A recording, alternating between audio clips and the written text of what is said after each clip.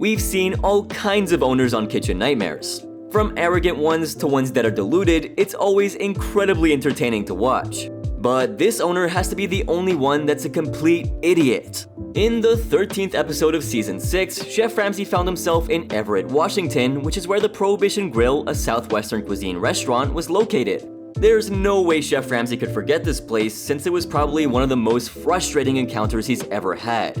Founded by Rishi Brown, Prohibition Grill opened its doors in 2008. But this was Brown's first investment in the food industry.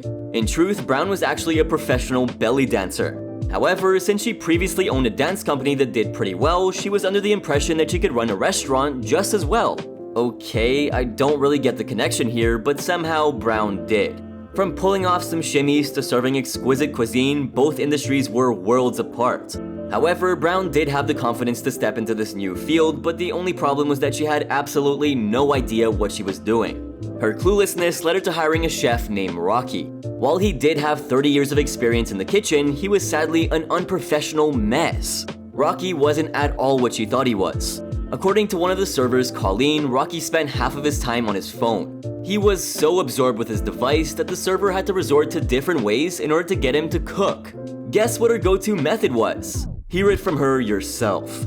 You know, if I have an order, I have to text him that there's an order. Due to her lack of experience, Brown hesitated to make any decisions about Rocky and always let things slide. In fact, she had so much trust in him that she blindly did as he said. With time, thanks to a lazy chef manning the kitchen, Brown was losing over $100,000 every year. Now that's a massive amount of money to lose. All she had to do was listen to her customers who kept coming back with complaints, but sadly, it fell on deaf ears. And so, Brown decided to bring the flavors of her dance academy into her restaurant. Sure, it's not uncommon for owners to hire performers to keep their customers entertained as they dine, but I don't think any owner should resort to doing this. I mean, that's just ridiculous. But did she succeed in her goal? Did the customers actually enjoy it? With just one look at their expressions, you'll know exactly how they felt. None of the servers condoned this behavior because, well, Brown was their boss. The customers, however, were seen cringing at her golden act. But you know what, I can sort of understand Brown. She obviously didn't know how to run the restaurant and she said it herself. But she really had to do something to bring the sales in. And so, out of desperation, she went with the only thing she knew best: belly dancing. But despite all the moves, Prohibition Grill started to look like it was actually under prohibition. Thankfully, she finally realized that she was in desperate need of help to establish a properly functioning restaurant. But that was only after several months of running under a loss. It's a mystery how someone could be so oblivious to their own actions. Anyway, let's fast forward to when Chef Ramsay arrived at the restaurant. Just as he walked in, the first thing that caught his eye was a flyer. Wait, what does a flyer about belly dancing classes have to do with this restaurant? At this point, Chef Ramsay wanted to have some clarity, so he had to ask the owner the most evident question yet. Am I coming for lunch or are we having a belly dance? To his surprise, Brown didn't mind that Chef Ramsay was mocking her and actually started lecturing him on belly dancing. The famous chef was left feeling appalled by this odd behavior, and all he could do in return was just smile. Later on, Brown discussed her worries with Chef Ramsay and revealed why she thought the restaurant was failing. According to her, it was the lack of a grill in the restaurant despite having it in its name. Chef Ramsay was then asked to take a seat, and that's when he noticed how Brown was dressed. When he asked her whether she was always dressed like she was at a party, much to his shock, she openly admitted that she dolled herself up for his sake. Boy, now that was a cringe moment for Chef Ramsay. He was clearly at a loss for words, so he decided to skip confronting the issue at that very moment. But there were many more to follow. When Chef Ramsay opened the menu, the first thing he found was this. Chef Rocky strives for originality and diversity, focusing on the quality of freshness. Now, that's quite the statement for a restaurant that didn't even have a grill. Despite that, Brown completely supported the statement and even enthusiastically gave Chef Rocky's food a 10 out of 10 rating. Chef Ramsay was not thrilled with her overconfidence, but he was intrigued. And the first thing he did when the server Candice showed up was to inquire about the soup of the day. Candice clarified that it wasn't really the soup of the day, but more like the soup of the week. This was definitely something Chef Ramsay wanted to try off the menu. He then went on to order the filet mignon, the brown sugar glazed salmon, and a portion of pan-fried oysters. While Chef Ramsay was waiting for his food, Brown headed out to the kitchen to relay what he had ordered. She then came right back to his table, hoping to talk up the oyster dish. But Chef Ramsay wasn't flattered by her bubbly character. He then let her in on a very important secret. He said, Soup of the day is not soup of the day. It's the same soup that was on 2 weeks ago. but Brown couldn't make anything of it. Chef Ramsay then had to explain to her what soup of the day really meant. And Brown was genuinely surprised to hear that the soup had to change every day. Could she get any more clueless?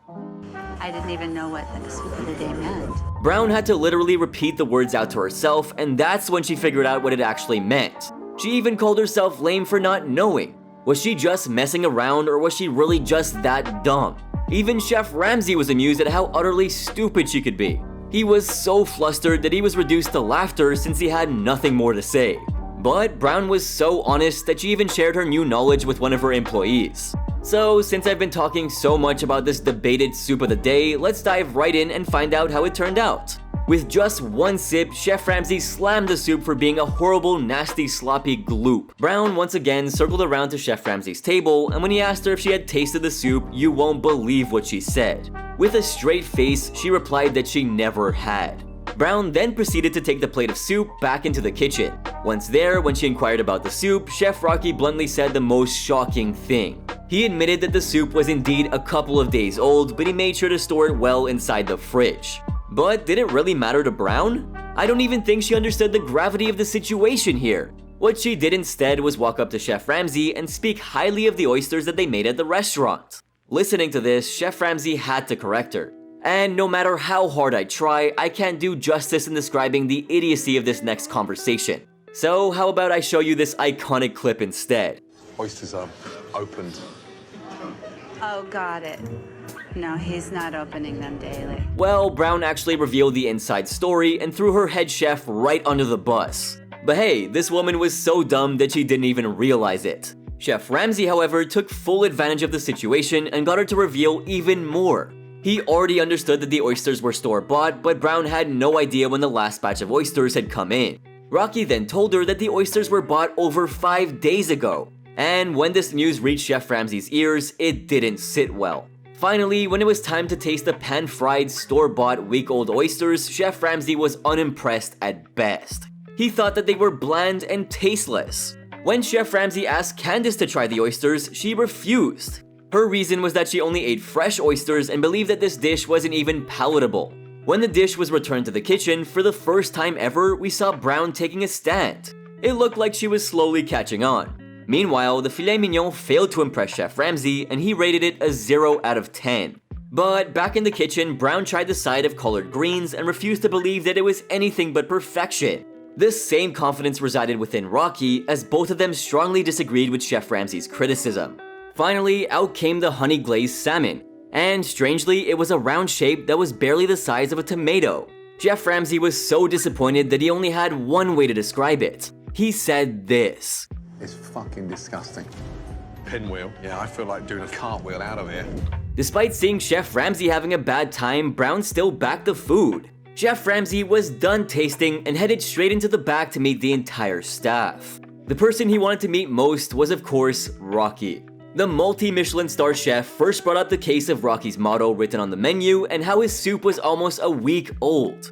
While Chef Ramsay tried to explain to Rocky how to cook, Brown chimed in by saying that she didn't know any of it. Chef Ramsay was so enraged that he mocked her by saying this. 10 out of 10, so me talking to you about food, it's like, yeah, I'm talking to a brick wall behind you. But Brown continued to stand by her food and blindly reassured Chef Ramsay that her food was great. After everything that the famous chef had experienced, she was crazy for saying that. When Chef Ramsay was trying to make Rocky understand, Brown once again said that the food was their domain and that she believed that their food was amazing. This had pushed Chef Ramsay to a point where he thought Brown was completely deluded. He was furious to know that Brown claimed that overcooked food was delicious. He then started asking around who among the kitchen staff was stupid, and this is what happened. Are you? No. Are you? No. Are you? And you are? Yes, so. This woman was bonkers. When Chef Ramsay was told that the restaurant was losing over $8,000 every week, he couldn't comprehend how none of this was concerning to them. And after all that they went through, all that Brown could parrot was that the food was delicious. Chef Ramsay's mind was completely blown. Later on, when Chef Ramsay arrived for the dinner service, Brown and her dancing crew were getting ready to put on a show. Ramsay saw that all of this was a joke and the customers were just as confused as he was. The show was so annoying that he went ahead and proceeded to lock himself in the freezer. Right after this, the kitchen service kicked off and almost immediately there was a stream of undercooked meals being sent back to the kitchen. And all of this happened within the first 5 minutes of service. Despite the food being sent back and there being a clear indication that things weren't going well, Brown was still in her own deluded world. Chef Ramsay took the opportunity to talk to the servers to figure out what the main issue was. It was found that the gravy that was being served apparently tasted like liver. Chef Ramsay then asked Rocky about it and he shamelessly said that he had prepared the batch more than a week ago. The famous chef then braved himself to take a sample of the horrendous gravy and this is how he reacted. It's sour. That's it, Chef Ramsay was done. The food which Brown was so proud of wasn't only unpalatable, but also hazardous. Chef Ramsay directed all the servers to take away any plate with the gravy that was already served to the customers and dump it. Once again, he entered the freezer and this time he found raw and cooked meat stored together. This was clearly a case of cross-contamination. A furious Chef Ramsay brought in Brown to explain to him what was going on and she definitely had no idea. That's when he found a week-old trout that had been sitting for so long that it started to form a disgusting liquid. To top it all off, when he saw the bread pudding that was made 3 days ago, he decided that it was time to shut down the restaurant before someone got poisoned. Chef Ramsay had to put it out bluntly. If Brown couldn't see the problems with Rocky, then there was no point in him trying to help out this hellhole. That's when Brown came in strong and said that she wasn't oblivious. But Rocky was to be blamed since he claimed that she was getting what she was paying for. However, Brown completely covered for herself by saying that she did her side of the responsibilities. The only reason she held on to Rocky for so long was because she feared losing her head chef. Brown kept bringing up her disability of not knowing anything about the kitchen and started to get angry about everything. Chef Ramsay was confused. After all that she saw, how could Brown still think that Rocky was a good chef? This hypocritical behavior was throwing Chef Ramsay off his game. No matter how hard Chef Ramsay tried, Brown never gave Rocky up. Chef Ramsay then told her that this was a trap that she had created, and if she wanted to get out of it, then she was the one that had to make a proper decision. And that decision would be to fire the incompetent Rocky. The next morning, Chef Ramsay found out something insane. Apparently, Rocky had manipulated Brown into believing that the servers had to give him a percentage of their tips. His reason was that the restaurant wasn't doing well and he needed to cover for his expenses. All this was possible only because Brown was too comfortable with her situation. She didn't want to embrace change at all and the challenges that come with it. Brown then broke down and explained to Chef Ramsay her situation. She felt helpless since she lacked the courage to speak for herself. Thankfully, Brown came to her senses and understood that she needed a new head chef. It was now time to sack Rocky. Surprisingly, Rocky took the entire blow pretty well and even apologized before leaving. I appreciate how he chose to honor their long relationship by not creating a fuss about leaving. Brown finally felt like she was the boss of the establishment and this was the first step towards change. Chef Ramsay took things a step further and decided that it was now time for Brown to learn a thing or two about the kitchen. So he taught her how to make a brilliant duck dish.